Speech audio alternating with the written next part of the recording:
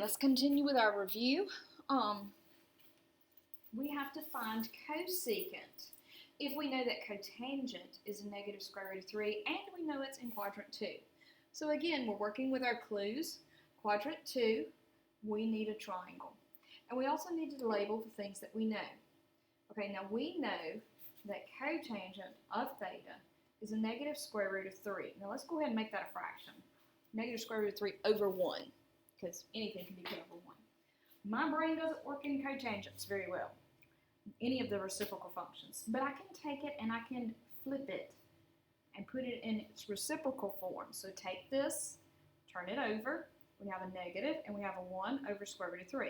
Now, guys, we don't really know who the negative belongs to.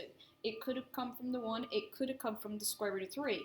We won't know until we get in there and start labeling our picture. Tangent is always opposite over adjacent. So the opposite of this angle right here is going to be on this side. We've got the 1. Adjacent is down here at the bottom, square root of 3. Now, which one of those either went down or went to the left? Has to be square root of 3. He went to the left, so he gets the negative. Now, if you're starting to want to put in your hypotenuse, this should ring a bell. This is one of your special right triangles. This is a 30, 60, 90 triangle. Opposite the 1 is going to be 30 degrees, but hypotenuse is 2. You should know that from memory. Okay, from this picture, we need to know cosecant. That's what we were asked. Now, again, my brain doesn't do cosecants very well, but I can know that the reciprocal of cosecant is sine. So if I do sine and turn it upside down, I should have cosecant. So I'm going to look at my picture, and I know that sine of this angle is opposite over hypotenuse. So that would be 1 over 2. So if I take it and I turn it upside down, that's going to give me 2 over 1, which is just 2. So you have to be a little sneaky, use your reciprocal rules, but you can figure it out. Okay, complete the sentence so that the result is an identity.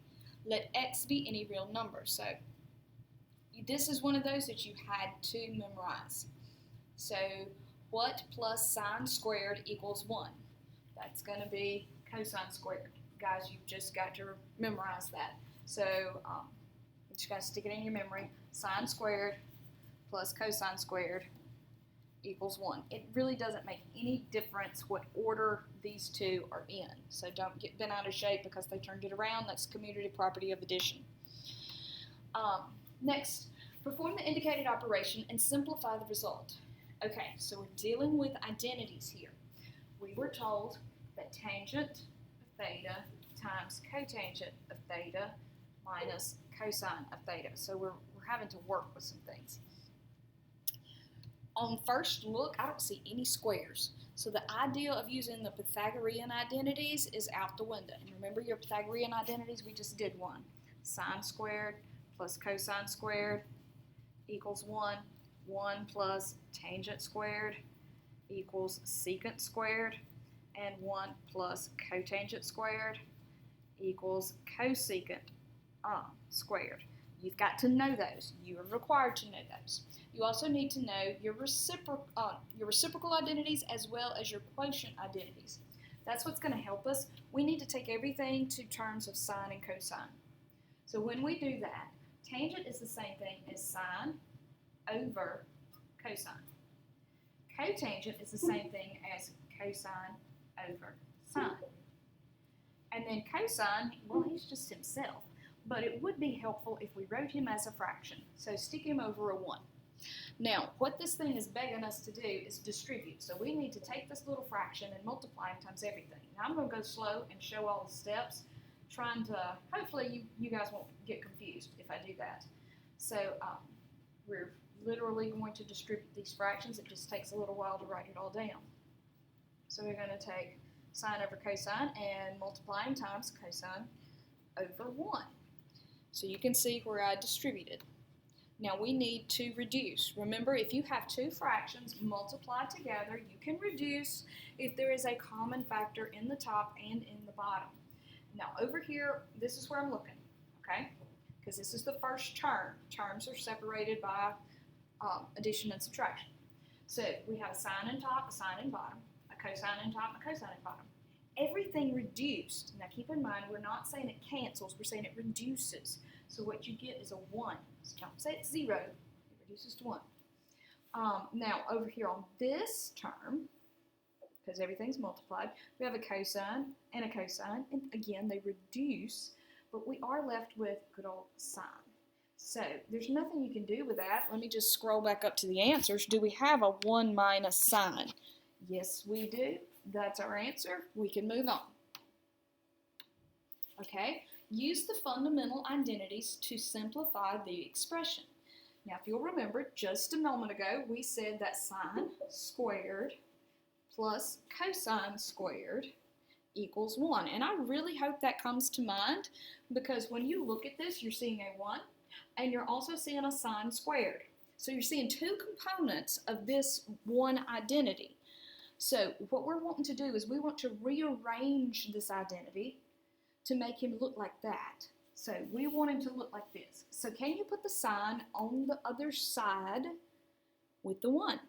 So if you move the sign over here, remember you change the sign, S-I-G-N of it. Instead of being positive, he's going to be negative on the other side. Cosine's going to be left by himself. We're going to leave the 1 where he is. And then sine's going to follow, but instead of positive, we're going to have minus. And now you should see that this part right here is exactly what they gave us, which means we can swap it out for what he's equal to. Positive cosine squared. That's option B.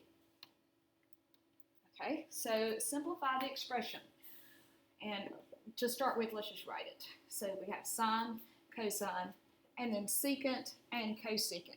Remember earlier, like 2 problems ago, we said a simple way of reducing identities is to take everything to sines and cosines. Well, sine is already there. He just needs to be written as a fraction. Okay? Cosine, again, already there. Just write him as a fraction. Now, secant, that's the reciprocal of cosine. So I'm going to do 1 over cosine. And cosecant is the reciprocal of sine. So you do 1 over sine. Now all of this is multiplied, which is a beautiful thing, because since it's multiplied, they're considered the whole thing as one term. So that means we can reduce. If you have something in the top and something in the bottom and it's the same term, or same factor, you can reduce them. So a cosine in the top and a cosine in the bottom, reduce. A sine in the top and a sine in the bottom, reduce. Everything is gone, but it's not 0. You reduce to 1. Okay? So give the degree measure of theta. So we kind of shifted gears and went to a different kind of problem. Now the question is, where do we get a cosine value of square root of 3 over 2? Okay. Now, what we need to remember is, where is cosine going to be positive? Do you see how this fraction right here is a positive fraction? That's important. So I need you to ask yourself, where is cosine positive? Remember, all students take calculus. Cosine is positive here and here. But in this situation, we're only going to deal with the first quadrant because we're dealing with circular functions here. So if we can draw us a triangle there and we can label it, cosine is adjacent over hypotenuse. That's going to be the adjacent side is square root of 3. The hypotenuse is 2. Hopefully you guys are recognizing this. The other side would then be 1. Do you remember the angle measurement that is always opposite the 1? 30 degrees. That's right. 60 degrees is up here, and this is your right angle. So we need 30 degrees. That's what we're working with here. Okay? So quite honestly, on questions like this, the positive values are always going to be in first quadrant. Remember, cosine is going to be negative over here, and sine is going to be negative down here. It's a little bit, I don't know, different for us, but we should be able to navigate them. So this one is saying, where is sine a negative 1/2? Okay, well, we know it's not going to be first quadrant, but all students take calculus. If sine, we don't really contemplate that one on these kind of problems. It's just asking for one angle. So you're looking at the fourth quadrant here. If you found both of these quadrants, it wouldn't really matter. You just pick the answer that you found.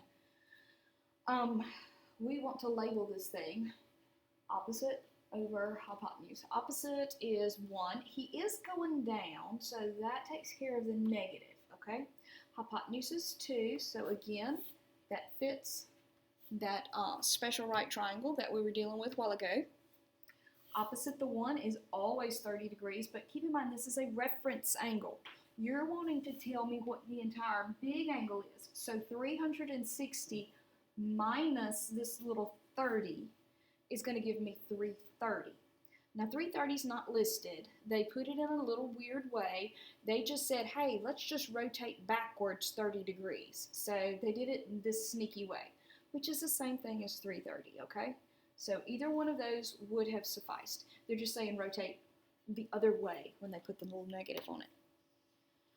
Okay, next question. We're shifting gears. Now this is going to make it easier. This is a little bit normal, a little bit more normal for what y'all want. We're going to go through the whole circle. So you'll get multiple answers, or at least you have the potential for multiple answers.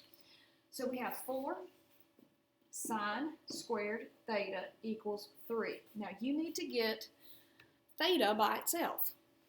So this is, you got to take the 4 off. So it's multiplied, so your option is to divide. That leaves sine squared theta equals 3/4. Well, now it's time to get rid of the square. So square root both sides. That will give me sine of theta. Now, we can't do the square root of 3, so we're just going to leave in square root of 3. But you can do the square root of 4, which is 2. I do need you guys to remember that when you take a square root, you have to use plus minus. So that means we want the quadrants where sine is positive, and we also want the quadrants where sine is negative, which means all 4. Okay? So positive is the top 2 and negative is the bottom 2. All right. Sine is defined as opposite over hypotenuse. So opposite is square root of 3. Hypotenuse is 2. You don't really have to label all 4. Just do 1 and get your degree, get your angle measurement. The other side is 1, which means that lovely little angle sitting right there, opposite square root of 3 is always going to be 60. So we're doing a 60-degree angle in every quadrant as a reference. So the good thing is, you know it's got to work for first quadrant because we don't have anything on the angle. It's not like 2 theta or theta over 2. Our picture is going to give us the value we need. So we need an answer that has 4 options and it starts with 60. So quite honestly, you don't have to figure the rest of them out. It's got to be option A. Okay? So C is if you forgot that sine, when you do the square root, to take the positive and negative values. So the answer is really A because you got all 4. So 60 here, 180 minus 60 is 120, 180 plus 60 is 240, and 360 minus 60 is 300. So that's where all of those values are coming from. But they're just trying to test and see if you remember to put this right here. If you forgot, you're going to mark C. Okay, we're going to do some more here in just a minute.